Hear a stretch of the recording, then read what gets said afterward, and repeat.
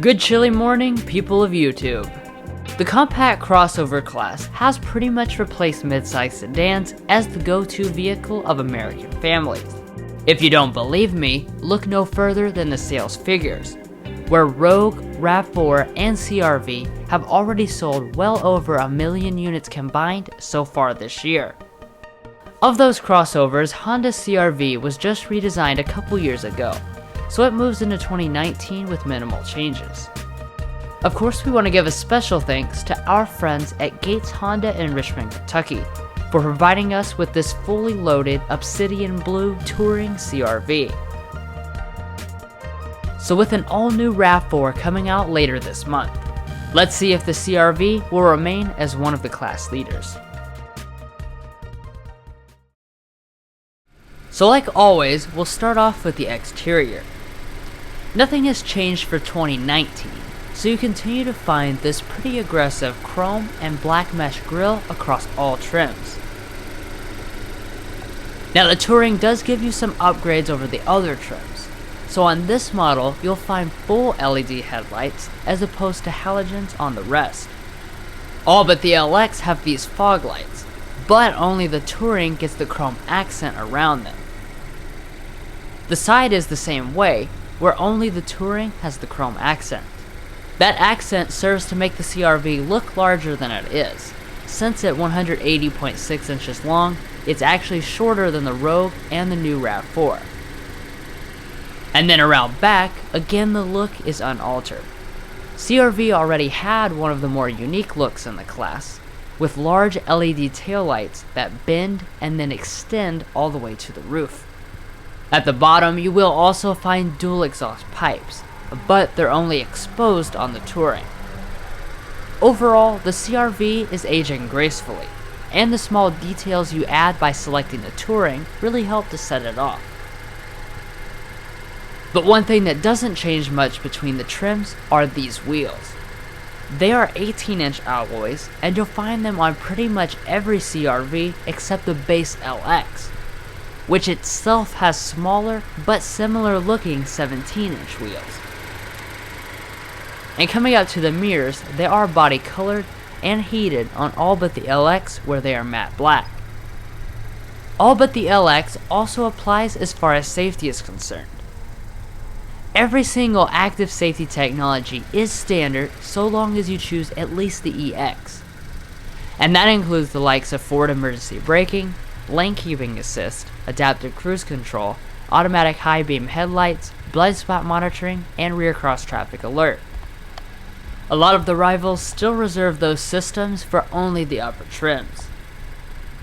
These silver roof rails are Touring exclusive, but all models come with the smallish 14-gallon fuel tank. That's good for ranges of up to 420 miles, or 406 miles as equipped with all-wheel drive. As you would expect, regular unleaded fuel is recommended.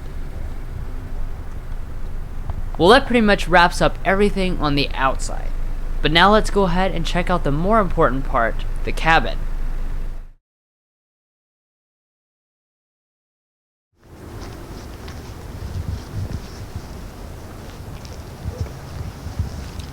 As you'll see is the case for a lot of different features in the CR-V, Smart Entry is standard on all but the very base LX trim.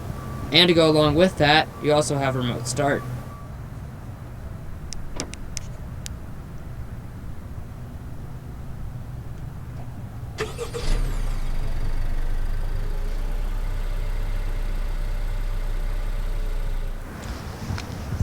Now to get inside the vehicle, there is a sensor behind the door handle, so all you have to do is just grab it.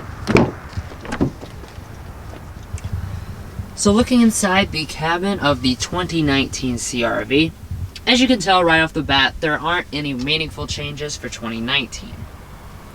So what you're still looking at would be cloth seating on the LX and EX, leather on EXL and Touring, and you've got the same different color options as well, which would be black, gray, or this ivory. Turning to your door trim, it is well finished. You've got leather covering pretty much all the surfaces that you would touch. You've got some faux wood accenting as well as padding across the top. The front two windows are one-touch automatic, and EXL and Touring come with your two-person memory seating. Heading down here to the seat, you've got a really nice 12-way power adjusting seat with 4-way lumbar support, and that comes on all but the very base LX trim. The leather itself is really soft, feels high quality, and I like the stitching as well as the perforation.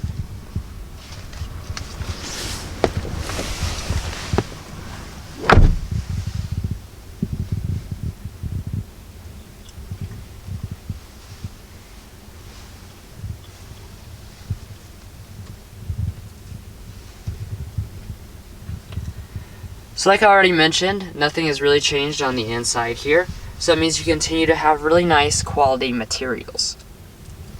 All of your upper dash continues to be made of a soft touch plastic, and then as you go lower, you even have a stitching accent through it. You've got more of that faux wood trim here in the middle, and then your lower areas are hard touch, but everything in here just fits together really well, and it has that typical Honda build quality, which is excellent. Now on all but the LX, push the button to start. When you press that button, you will see a 7-inch display fire up across all models except that LX, which comes with a 5-inch display.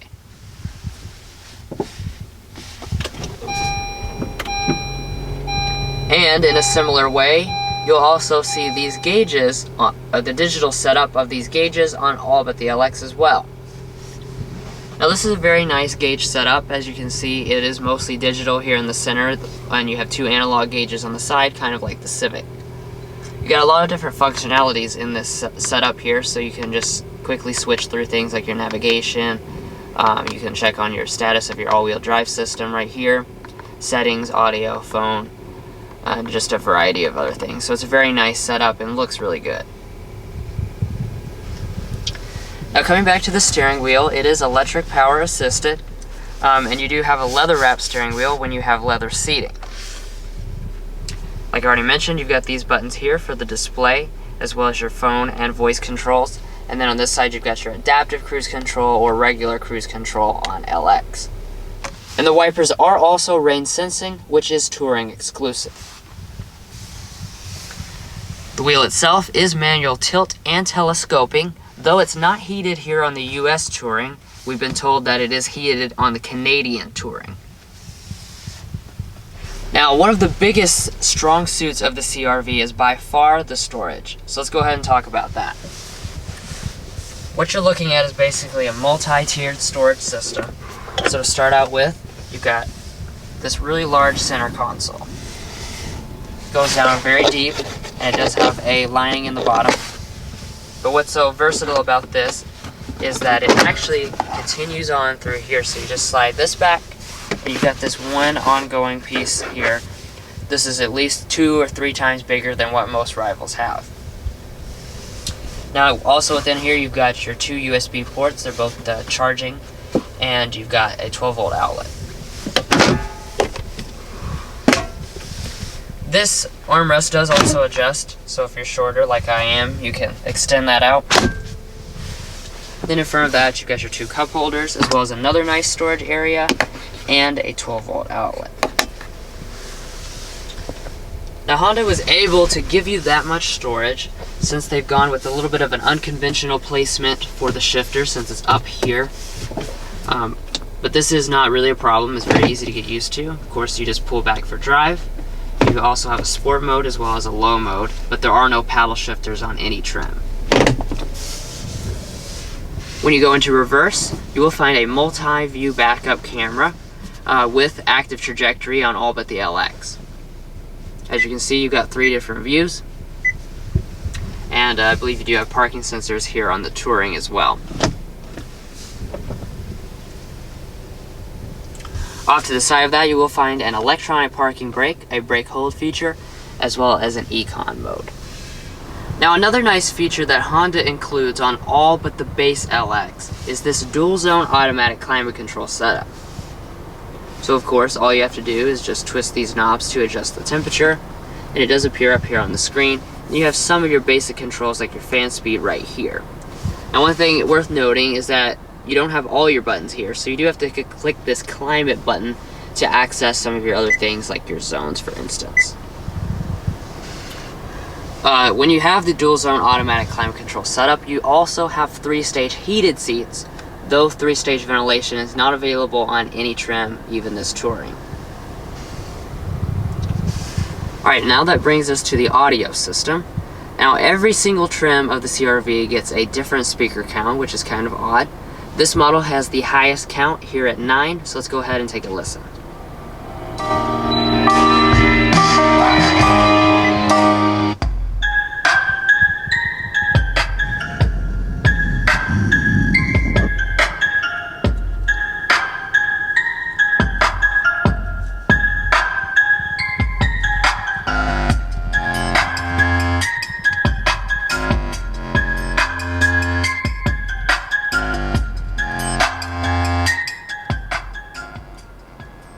Sound quality is pretty decent. And now that brings us here to the infotainment system, so let's go ahead and take a quick look. Now this is your older style HondaLink system. It has not been changed for 2019, so you still have the older graphics. However, all the functionality is pretty much still the same. Now you've got your shortcut buttons along the sides, as well as your physical volume knob, which is nice. Here on Touring, you do have standard navigation. This is Garmin based, so it looks like a Garmin. Nice quality graphics, a very responsive system. Of course, you do also have your smartphone connection, which is Android Auto and Apple CarPlay, so you can use either of those on lower trim levels without the standard navigation. Now, as far as other functions, you've got your standard regular phone functions, as well as your phone book with all your contacts, which automatically sync over.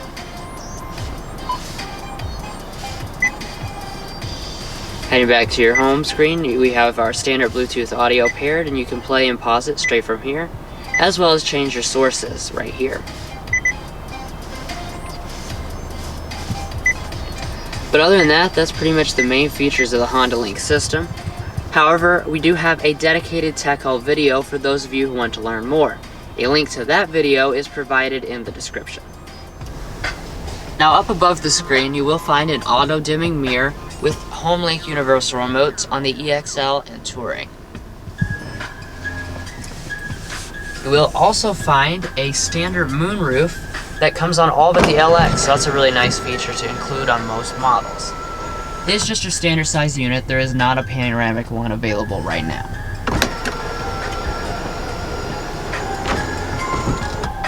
But overall, it's hard to find anything to complain about in the cabin of the CR-V. This continues to be an excellent place to spend time. It's so spacious, so accommodating, you have plenty of technology, and it is extremely comfortable. So a great overall cabin from Honda.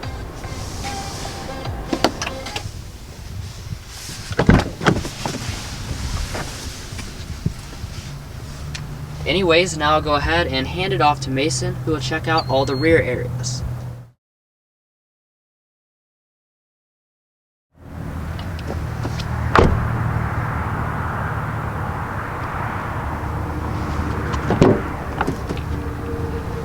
Now in the back of the CR-V, you are going to find class-leading numbers as far as rear space is concerned. You're going to find 40.4 inches of rear legroom and 39.2 inches of rear headroom, which does place it at over 3 inches larger than the new RAV4 and Nissan Rogue. Now coming over to the door trim, it is made of really nice materials. So you've got a leather armrest down here, as well as leather padding above that, some more faux wood trim, and a padded material up here. Now your rear window is power, and down below that you do have some door storage with a bottle holder and storage. And as far as the seat itself, it is extremely comfortable, and it is a really nice looking design.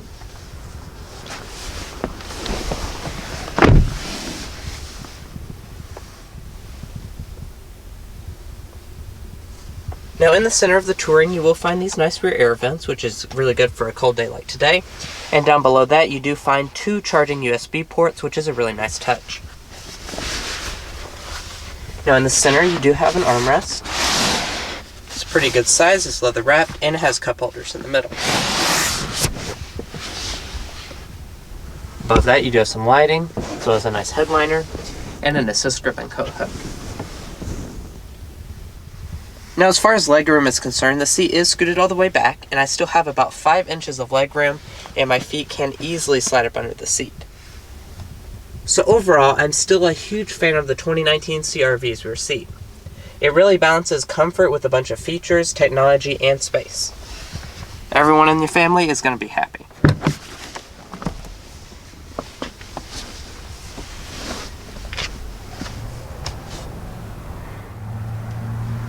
Now, to fold the rear seat backs, all you have to do is locate this lever, and they do fold 60-40 split.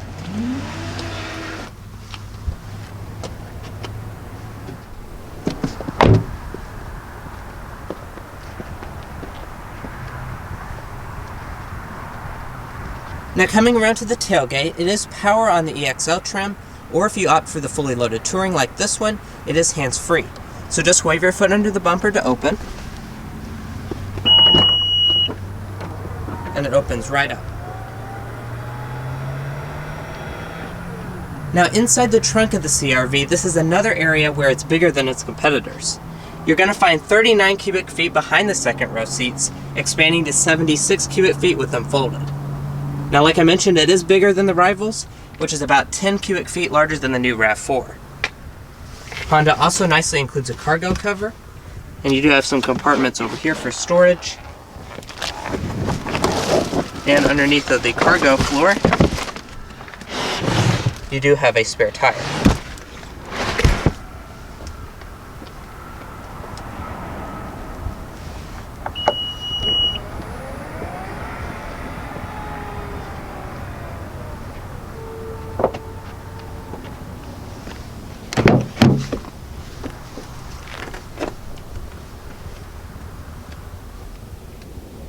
Passenger seat is a nice design, and on the top 2 trims it will also be 4-way power adjusting.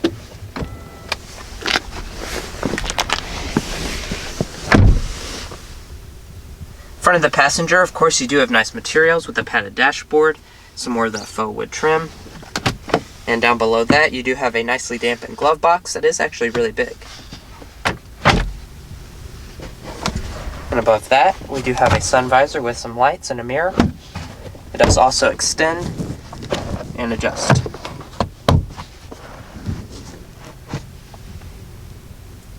But anyway, guys, that sums up all I have to talk about in the rear. So now let's go ahead and get to the powertrain and do a quick test drive.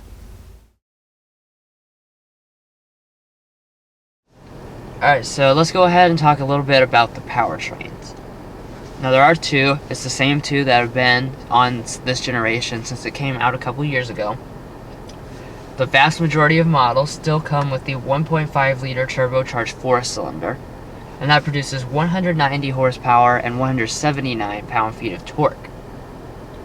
Now, if you go for the LX, the very base model, you do get a non-turbo engine. That's a 2.4-liter naturally aspirated 4-cylinder engine, and that makes less power, 184 horsepower and 180 pound-feet of torque. Both those engines are paired to a CVT, and you can choose either front or all-wheel drive. With the base engine, you're looking at 26 city, 32 highway, 28 combined, while the turbo adds 2 mpg to each of those numbers, bringing it up to 28 city, 34 highway, 30 combined. And then if you choose all-wheel drive, you're going to go down 1 from each of those combined numbers. But anyways, that covers the basics, so let's go ahead and take a quick drive.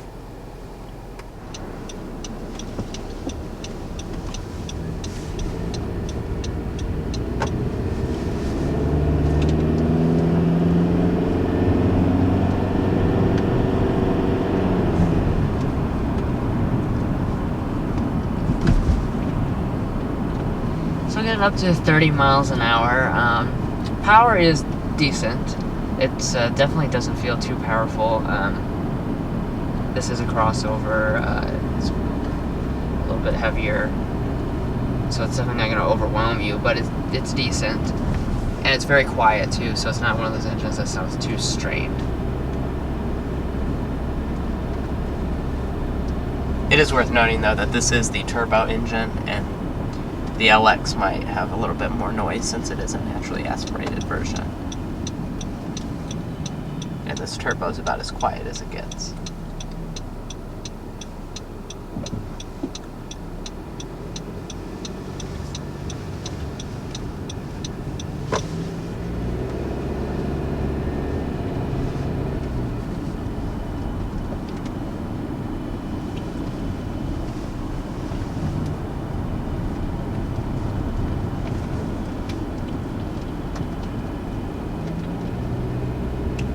Right away, I do want to commend Honda for the steering tuning here. This is an excellent feeling for a crossover. It reminds me a lot of the Accord. They've got it weighted very naturally. You really know where the wheels are. It feels a lot more natural than most of the rivals.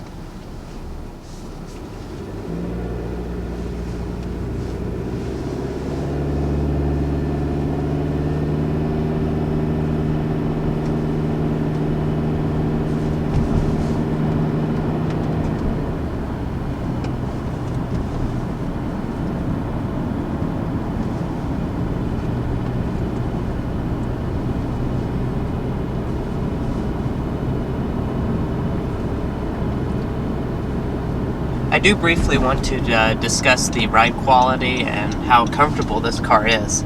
Now, while it is important, you know, the power figures and all that, it is also actually probably more important how comfortable this car rides, since it is a family crossover. And just riding along here, when you hit a bump, you don't notice anything. It's a very quiet car, as he has mentioned earlier. And it's just very comfortable overall. The seats are very comfortable, it's quiet, and it's really anything that you would want in a family crossover.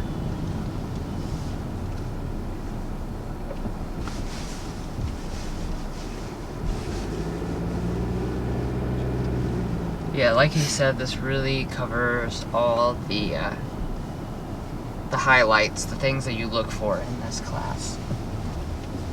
You know, you're not looking for overwhelming power figures or anything like that. I mean, this has power and a feel that's very similar to rivals in that respect. And then you do also have a really good steering for the class, as well as very comfortable ride, and really class-leading space as well. So this definitely checks off most of the boxes that anybody in this class would be looking for. Well guys, we hope you enjoyed watching the first in-depth look at the 2019 Honda CR-V Touring. Stay watching for a quick look at the pricing, and don't forget to hit those like and subscribe buttons below. We'll catch you next time as we sample more of the latest automotive delicacies.